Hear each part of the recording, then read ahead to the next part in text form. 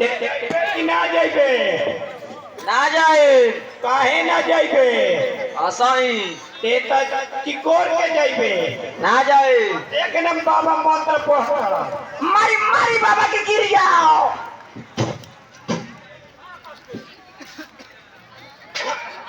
जाई रे बाबा जाई ये जल्दी जो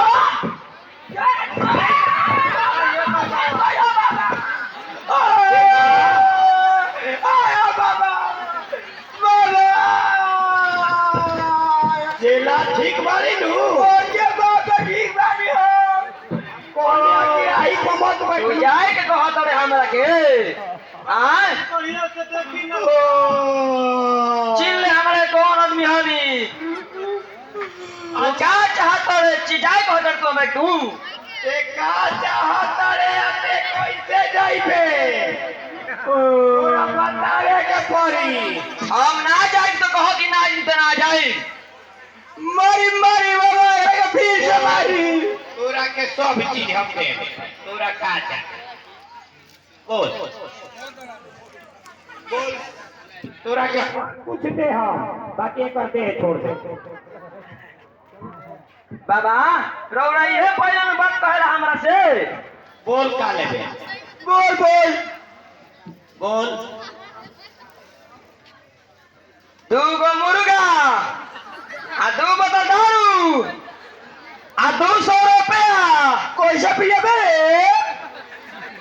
आ दूगो झाड़ू आ दूगो बोका वो अड़ुआ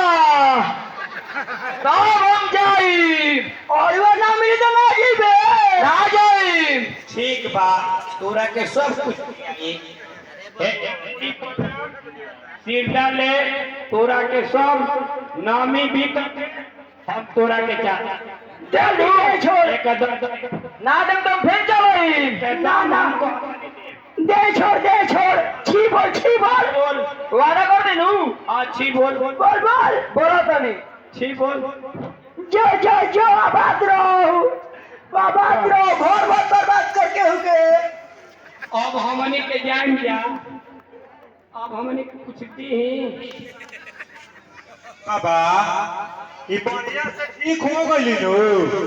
और कोनो परेशानी ना होई बाबा ना बच्चा अब एकरा भूत दूत पिटान कुछ ना धरी बाबा बड़ी रात में ही काम करत रहे हमरा के अभी जी को ना काम करी तनी खड़ा हो जा आ तनी दोनों बही आ दोनों हाथवा झाड़ लो